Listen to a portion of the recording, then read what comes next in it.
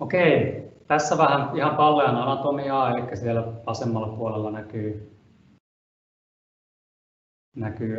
etupuolelta kuva, siinä näkyy noita syviä lihaksia, eli siinä näkyy pallea, sitten näkyy lonkankokistajalihakset ja näkyy tuo kuutiomainen selän syvä lihas tuossa takana. Sitten tuossa on ylhäältä päin kuva, alhaalta päin on tuo kuva, missä näkyy aika hyvin siinä on veenakaavan, eli alantolaskimon reikä siinä keskellä isona reikänä. Ja sitten siinä vähän huonosti näkyy, mutta siitä tulee aortta ja ruokatorvi tulee siitä keskeltä, missä hiiri näkyy, niin tulee läpi siitä. Eli pallea on tämmöinen ainoa kudos meidän kehossa, joka jakaa kehon täydellisesti kahteen lokeroon. Eli tuosta keskeltä kehoa kylkikaaren alta, niin se jakaa meillä kehon kahtia. Eli siitä ei tule läpi muuten kuin noiden aukkojen kautta kudoksia. Ja sitten tuossa on takakuva vielä, eli siinä näkyy vähän, että se kiinnittyy tuonne alimpiin kylkiluihin ja sitten etupuolella tuonne rintalastaan.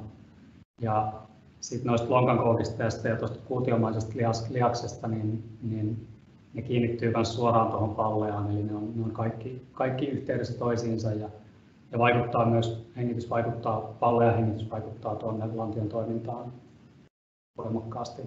Hypätään seuraavalle slaidille vaan.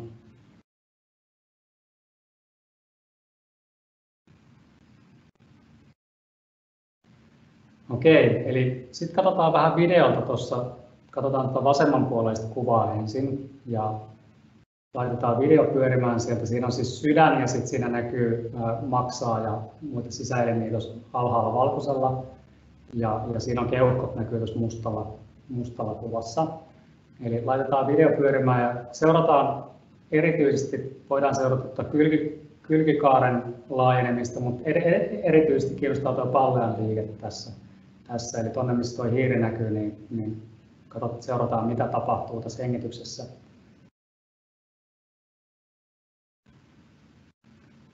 Eli siinä sydän pomppailee ja kohta lähtee tulemaan vähän syvempi hengitys. Noin, sinne tulee semmoinen 10 sentin liike suurin piirtein tuossa kuvassa. Eli se kylkikaari ei niinkään laajene siinä, mutta sinne tulee 10 senttiä ja siirtyy kaikki sisäelimet tuossa kuvassa alaspäin. Ja se vetää keuhkoja ja sydäntä mukanaan siinä. Katsotaan vielä toinen kerta, niin näette sen liikkeen tuossa. Eli pallea hengityksessä tuo kylkikaari ei niin voimakkaasti kohoa. Sitten katsotaan tuo seuraava kuva, eli siinä on alligaattorin hengitys. Laitan vaan pyörimään suoraan. Niin tässä meitä kiinnostaa erityisesti tuo alligaattorin selkäranka. Eli jos Petri näyttää sieltä vielä hiirellä sitä. Eli seurataan taas selkärangan liikettä. Minkälainen liike tulee pallea hengityksessä selkärankaan, kun se lähtee laajenemaan sieltä. Boing. Ja tulee vielä takaisin sieltä. Eli toi on samanlainen, mitä tapahtuu ihmisen hengityksessä. Siinä liikkuu, kun se hengitys tulee vapaasti ja se tulee pallean kautta, niin se liikuttaa meillä selkärankaa kokonaisuudessaan hyvin toimivassa hengityksessä, jopa tuonne ihan kallon pohjaan asti. Hypätään vaan eteenpäin.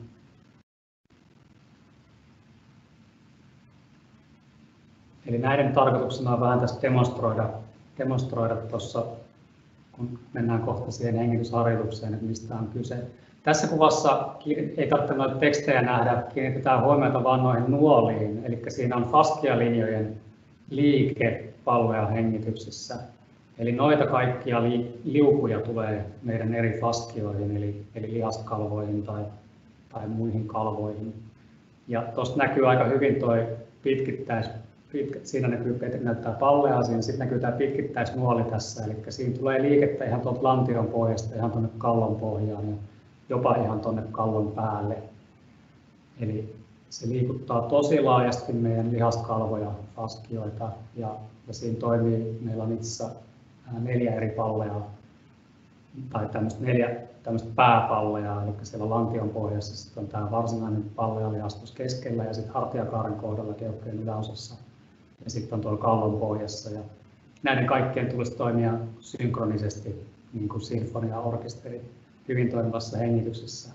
Eli tässä maalaillaan nyt kuvaa siitä, mitä kaikkea hyvin toimivassa hengityksessä pitäisi ihmiskehossa tapahtua. Eli ollaan kiinnostuneita siitä meidän perushengityksestä. Ja tosiaan siinä Petri näyttää, että rankaan myös tulee voimakasta liikettä ja päästään sitä kohta havainnoimaan tuossa harjoituksessa tarkemmin.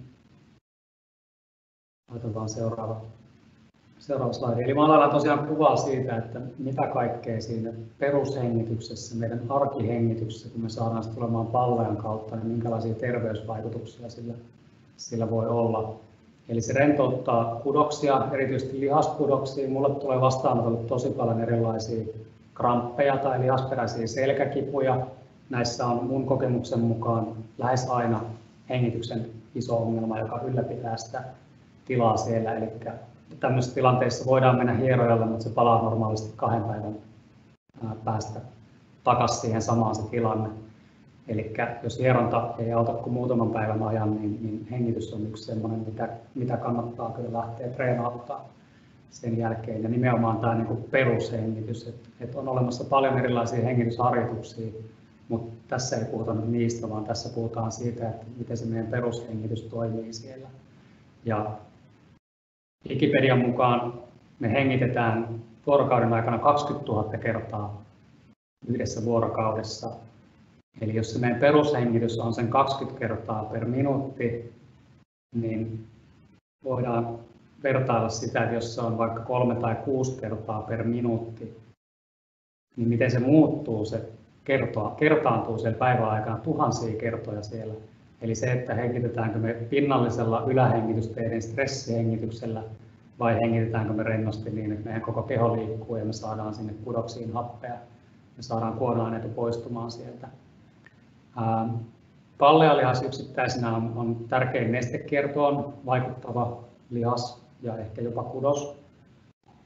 Ja eli jos on jonkinlaisia turvotuksia, niin hengitys on tärkeä katsoa aina niissä tapauksissa.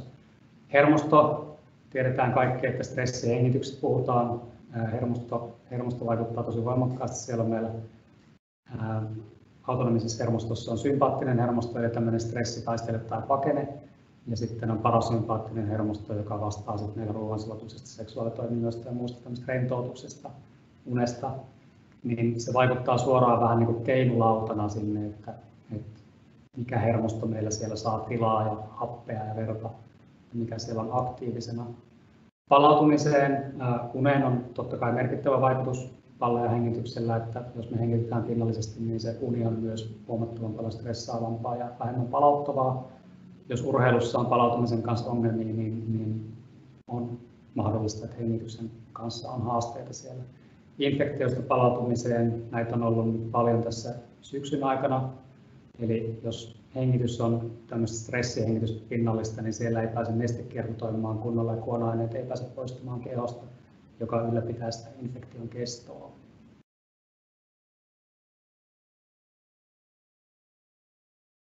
Sitten katsotaan vähän seuraavalla slaidilla noita sisäelinkuvia. Eli tässä vasemmalla näkyy tämmöinen viistottainen poikkileikkauskuva, jossa on siellä alhaalla pallea ja sitten siinä näkyy sydän ja vasenta keuhkopussia on leikattuna siinä. Ja nämä kaikki on kiinnittyneenä faskioiden kautta tuohon palleaan, eli ne kulkee mukana siinä hengityksessä. Ja pallea voi liikkua mitä tahansa muutamasta sentistä aina 20 senttiin jokaisen hengityksen myötä. Mulla on ultraäänellä itsellä mitattu, että liikkuu 18 senttiä mun pallea. Ja siinä nähdään, että jos se liikkuisi tuosta 20 senttiä alaspäin tai 3 senttiä alaspäin, niin sinne tulee ihan merkittävästi vähemmän tilaa sinne keuhkoille ja sydämelle tulee merkittävästi vähemmän liikettä. Sitten tuossa oikeanpuolisessa kuvassa näkyy sisäelimet, eli taas siitä, jos lähdetään vertaamaan, että 3 senttiä tai 20 senttiä sinne liikettä, niin jos ne liikkuu kaikki tuosta 20 senttiä alaspäin ja 20 senttiä ylöspäin, niin ne saa lepoa siinä jokaisen uloshengityksen aikana. Ja sinne pääsee ruoansulatus toimimaan huomattavasti paremmin.